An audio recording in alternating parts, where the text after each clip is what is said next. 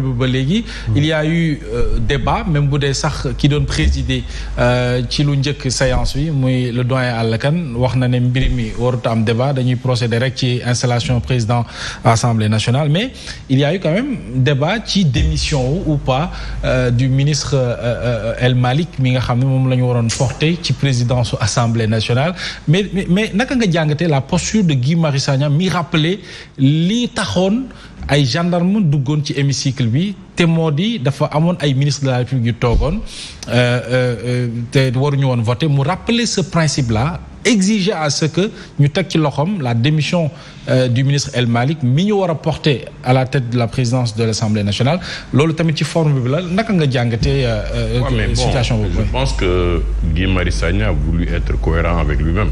li nga xam ne dénoncé woon na ko en 2022 mënu ko bañ a dénoncer en 2000 avec l'installation 2024 bii de l'Assemblée nationale parce que kon dinañ ko rappeler parce que ñëpp a gisoon nañ ko donc ñun xamoon nañu déjà la démission du premier ministre devait être annoncée à l'avance sur les formes parce que c'est institutionnel ñu mën ko mettre les formes mais bon le matin la ko wax à la sortie nee na moo déposé démission. Pourquoi El Malick à ce moment-là il n'a pas déposé sa démission?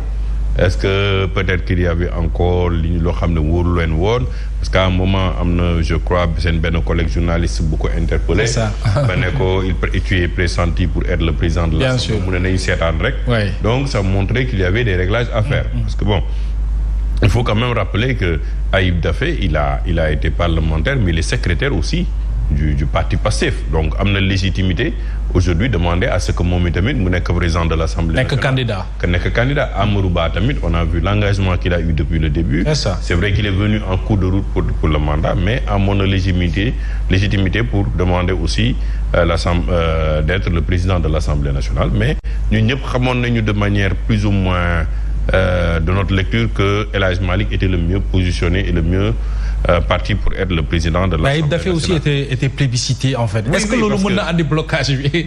Ayib Daffé boo xoolee ñu ci bëri plébiscité nañu ko en fait. xam nga nag le problème c'est que quand tu donnes le mandat c'est pour 5 ans. c'est pas pour 1 an. Quand même.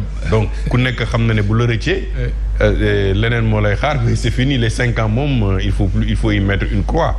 donc loolu moo tax xam naa xëccoo bi mais na metti te ci biir xëccoo bi tamit booy bàyyi dara di nga nit ñi dina la jox dara. parce que boo nee non si je laisse le poste de président de l'Assemblée nationale lan ngeen may jox lii ne la non tu vas être deuxième vice-président parce que la parité wala yooyu yaa nekk questeur wala yaa proposé yeneen posture mais l'honorable Théodore Limos ça a déjà présidé parce que ça a pris du temps. ça a pris du temps ce que lecture bi ñu ci mën a tirer mooy lan.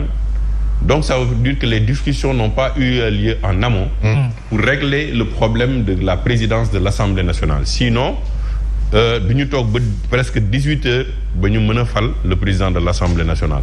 Ça c'est une chose. On a vu après les couacs qui ont été notés avec le doyen Alla Kane. C'est ça. Mais xam nga loolu dañ ko doon wax dañ doon ne tey boo nekkee député dès la proclamation des résultats war nañu defal benn visite aux parlementaires pour ñu acclimater wu avec l'atmosphère de l'Assemblée nationale. C'est ça. Tu ne peux pas venir dans ton lieu de travail comme ça pour la première fois rek ñu ne la cap ci kanamu télé yi def la ni man c'est li mu wax c'est solennel. nga découvrir ko au même moment au moment où ñëpp xam nga. bu les Sénégalais t'observent xool say premières parce que quand même boo nekkee pour la première fois ñu yóbbu la à l'Assemblée nationale ñu toog loolu ci hémicycle bi quand même y a un ressentiment y a une fierté y a beaucoup de choses qui t'animent moo tax ñun dañu ne woon on avait préconisé que bu ñu defee déclaration bi ba pare que on connaît les députés maintenant on prend les députés on les invite pendant les 3 jours à venir visiter avec le personnel de l'Assemblée nationale l'hémicycle ñu xool xam exactement naka la ñu war a toogee parce que gis nañ fa sax benn député bu sol jean quand même xam nga loolu il y a un code vestimentaire pour ça mais c'est pas sa faute parce que xamul mais c'est une instance solennelle boo xam ne tey tu représentes le peuple sénégalais donc loolu tamit dañ leen waroon permettre ñu acclimater wu ak assemblée bi bu boobaa tamit dans les discussions pour la majorité ne leen par rapport au doyen d'âge lii nga xam ne lii la war a mën a def parce que moom tamit commenter ne ci li nga xam ne waru woon commenter moom il ne devait pas commenter c'est ça appel nominatif la waroon def installer le président de l'Assemblée nationale le président de l'Assemblée nationale constate les démissions ñu dugal les nouveaux députés ñu installé leen. Mais il est entré dans un débat boo xam ne moom war ci woon dugg. Et puis il y avait une erreur parce que Ayib Daffé ne pouvait pas lire la lettre.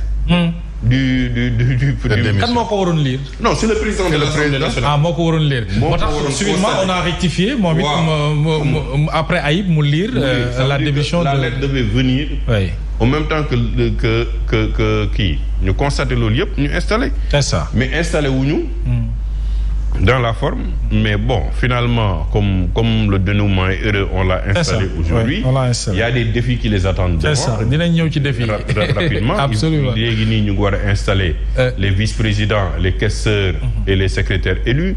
Après, il faut installer aussi les présidents de commission. Et dégg naa Théodore di ko wax la dernière fois. Et je reviens là-dessus. C'est la question des vice-présidents. Il y en a trop. Ba 8 ans su ma juumul. Ba 8 c'est trop. Oui. 8 vice-présidents, c'est 4 doy na. 4 vice-présidents doy na parce que ay affaire de remplacement la rek bu fi kii nekkul. bu fi nekkul 8 quand même. C'est beaucoup. Alors et puis il faut leur jox ay rôles yu précis.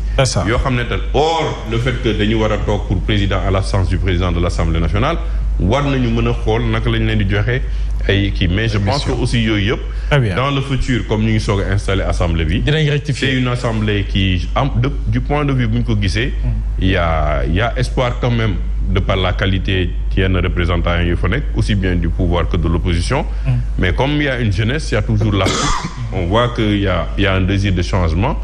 Bon mais désir de changement tamit day ànd ak tamit dal parce que tamit mën nga yaakaar ne li ngay changer dina baax fekk mu am yeneen jeexital. Mais de toute façon ce qui est clair c'est que aujourd'hui dina ñëw ci profil yi sax parce que Amadou Ba moo jiite woon liste Jàmm ak Njariñ te ci foofu nga bokkoon on a vu sa présence ci Assemblée nationale et loolu lim ñuy lecture bu ñu ci def mooy il reste député à l'Assemblée nationale ak ñeneen i kàngam yi nekk ci biir 15e législature bi daañu ñëw wax ci profil yooyu alors Malick njàngat li ci évidemment sur la forme d'abord ci installation bi tey gis nañu retard bi ñu accusé ba ngoon affaire bi gars yi xamuñu lu xew alors loolu bon ni ko ñenn ñi waxee mën nañ ko baal parce que c'est du nouveau mais est-ce que mënuñu ko woon éviter ni ko sa naataango yi waxee pour que bu ñu ñëwee rek mbir bi fluide ñu dérouler installer te du am benn jafe-jafe. Merci Mohamed. Bon xam nga affaire bi c'est relatif parce que c'est vrai que en fait honorable li mu expliqué tout à l'heure sur le contenu bi ñu war a dem pour maanaam installer l'Assemblée nationale tout en respectant à la lettre le règlement de l'Assemblée nationale loolu lu ñu war a def la. Mais je pense qu'il faut comprendre que bon PASTEF bon c'est un parti bon moi je suis allié de PASTEF.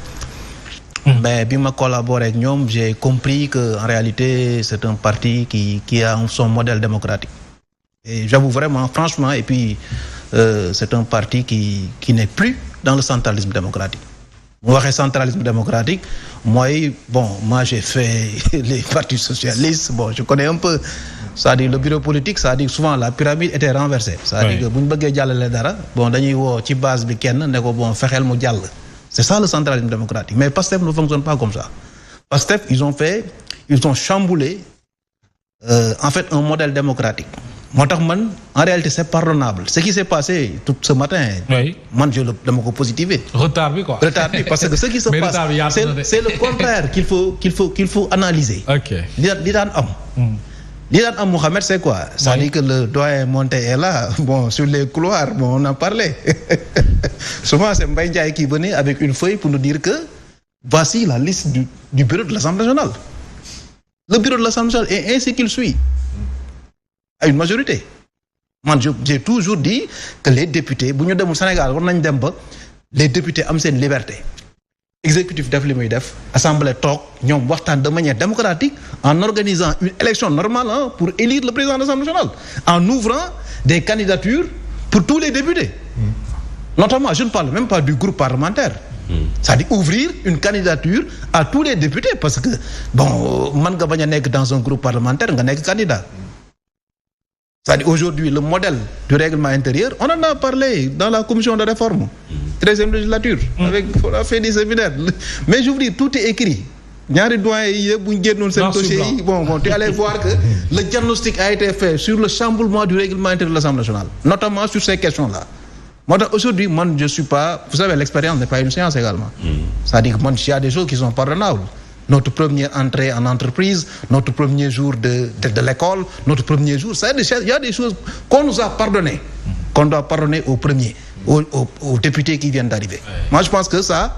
Bon, peut-être on peut ne pas en débattre sur le fait que, bon, il y a quelques difficultés d'incompréhension, bon, dinañ ko xam après. Mais Malick, sur le retard, on note un blocage, Nico Théodore Roché. Non, c'est pas... Certainement, il y a eu blocage au niveau de la candidature de la présidence de l'Assemblée nationale. Non, moi, je ne pense pas. Ça dit qu'on peut fermer cette parenthèse sur le modèle démocratique de PASTEF qui explique que, bi ñuy dem élection, PASTEF, ils ont ouvert des candidatures dans tous les départements. Avec en réalité la possibilité de donner à tout le monde d'être candidat. C'est-à-dire que ça, quand même, vous n'êtes dans ce modèle macro qui était au niveau départemental, national, mais à l'Assemblée nationale aussi, bon, s'il y a des personnes, des blocages de démocratie, liés à leur modèle, mais là aussi, c'est pas lié, c'est lié à leur modèle. Maintenant, ce qu'il faudrait reconnaître, moi, dans le contexte actuel, le débat, c'est le contenu qu'on fera pour l'avenir.